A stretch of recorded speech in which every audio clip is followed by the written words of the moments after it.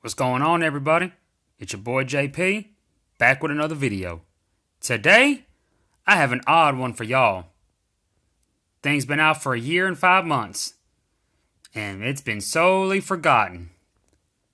The one foldable phone that did make a little bit of a headline, but that was pretty much it. It didn't go any further. Came out in December of 2017. And here we are in April of 2019. And all the rage right now, both positive and negative, with the Samsung Galaxy Fold. I give y'all the ZTE AXON M. Honestly, this phone is a bargain right now on Amazon. I got this brand spanking new for it was either $170 or $180. I can't remember exactly. It was either $169 or $179. But, I mean, say what you will. Specs, age, the phone is still, to me, worth $300. Realize that the AXON M is a folding phone, but it's not a folding screen. It's not a flexible screen like the Galaxy Fold is. But it's really all the same when the phone is opened up. The thing is, you see here on the AXON M, you can see the hinge right there in the middle. But everything is kind of blended in to where it's not a sore for the eyes. It's okay. I mean, it's kind of like the notch on your. It's kind of like the notch on a lot of your phones, your iPhones, etc.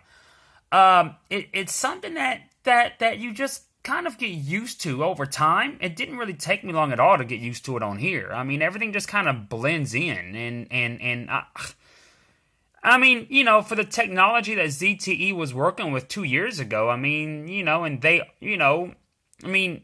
This is ZTE here, not Samsung. I honestly, for what they were working with, I think they honestly did a really good job on this phone.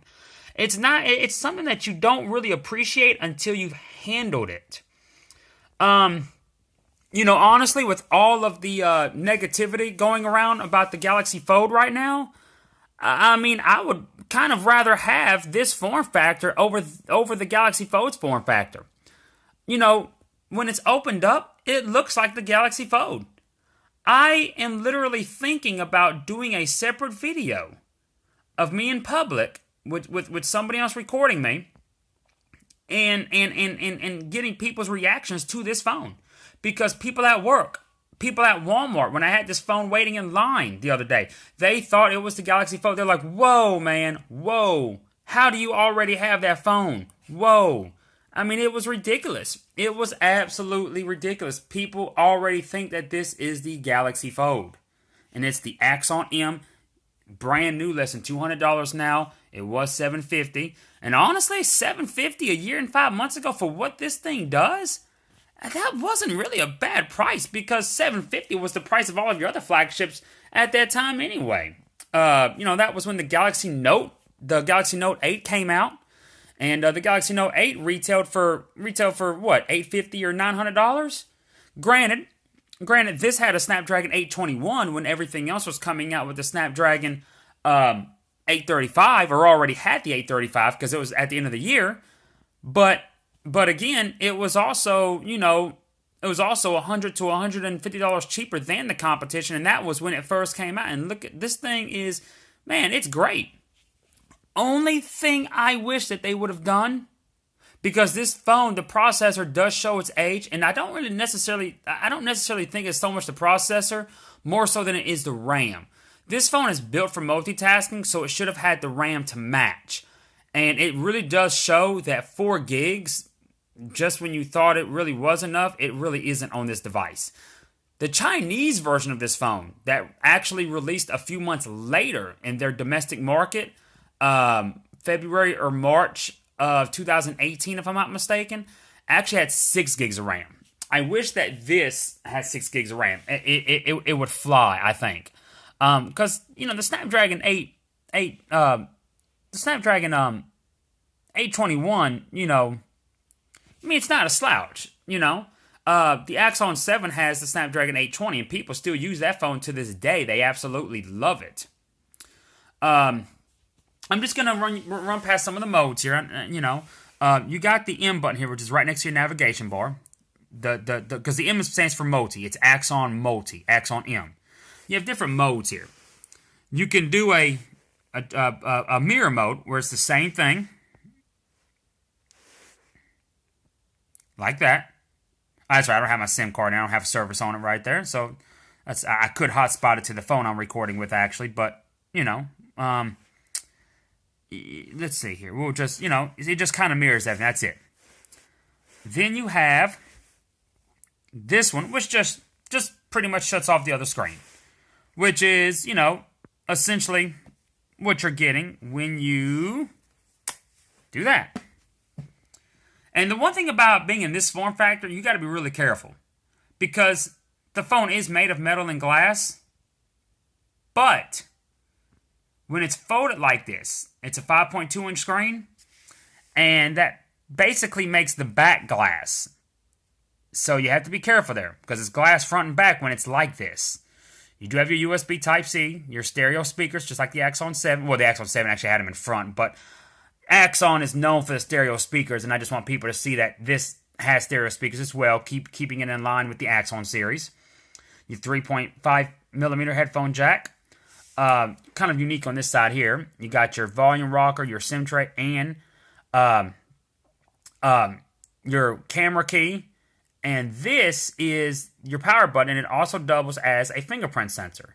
And it's nicely placed. The only downside about it is it's not capacitive, so you have to press it for it to work. Kind of like how the home button was on your iPhones that had Touch ID.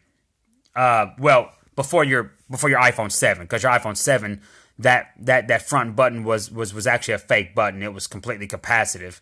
But the iPhone 6S, 6, and 5S, and then of course the pluses in between and the SE, you had to actually press that button in for the fingerprint sensor to work, unless the screen was already on, and which this does too. When the screen's already on, the fingerprint sensor works without being pressed in. So, I guess technically it is capacitive, because otherwise it wouldn't even do that. But I'm not, really sure what how all of that works, or what can, if it could be changed or whatnot.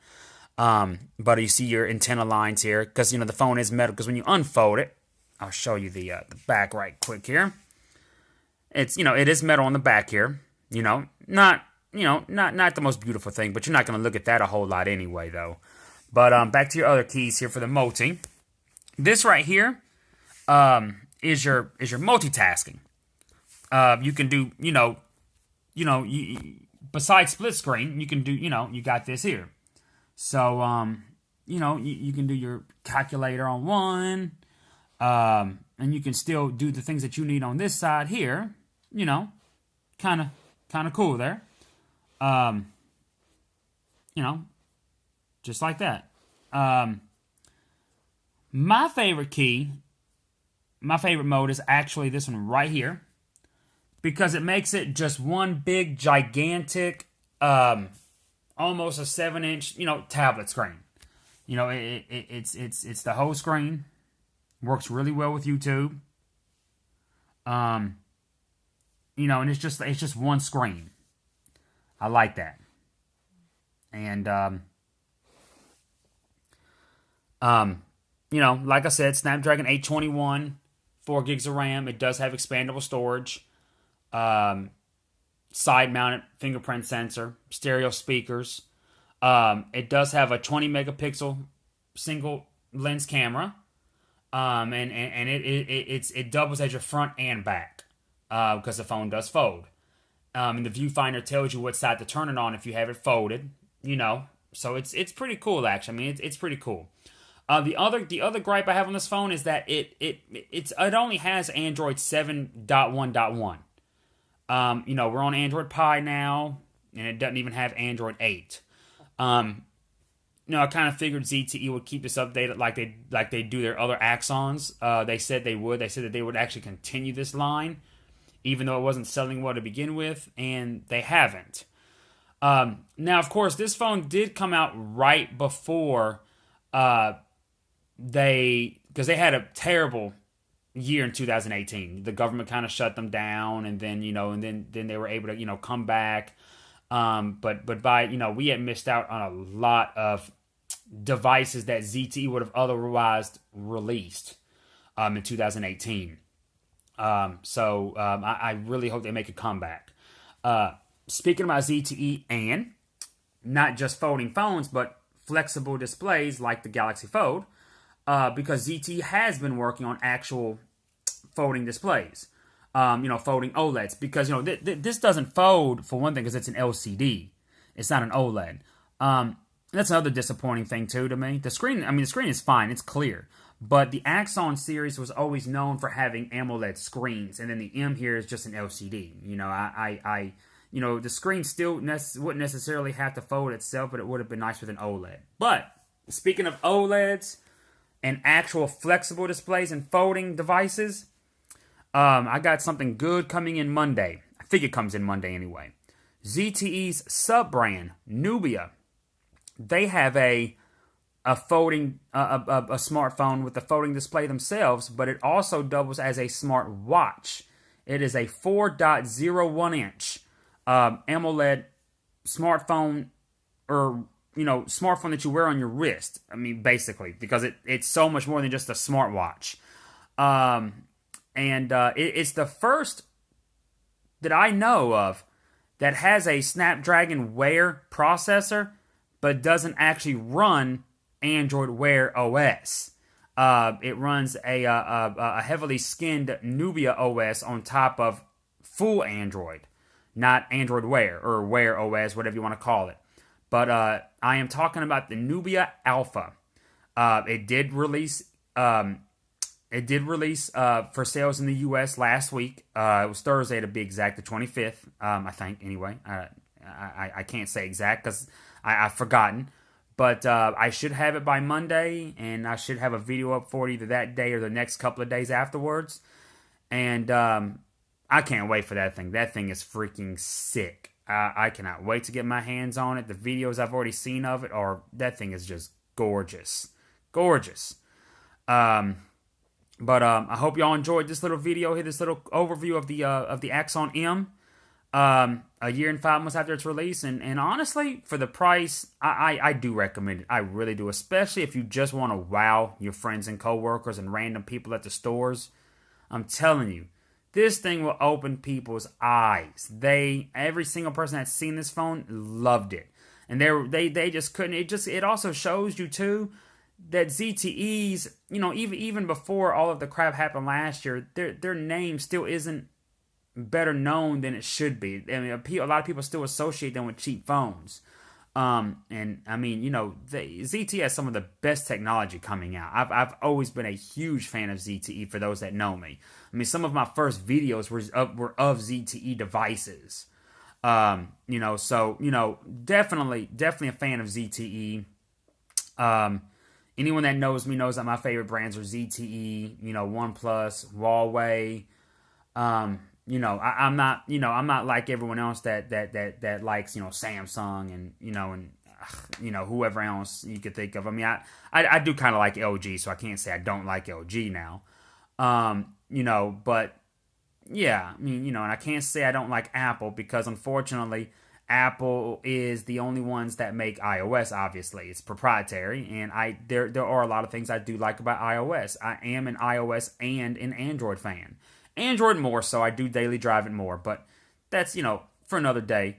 But I hope you all enjoyed this video. Peace.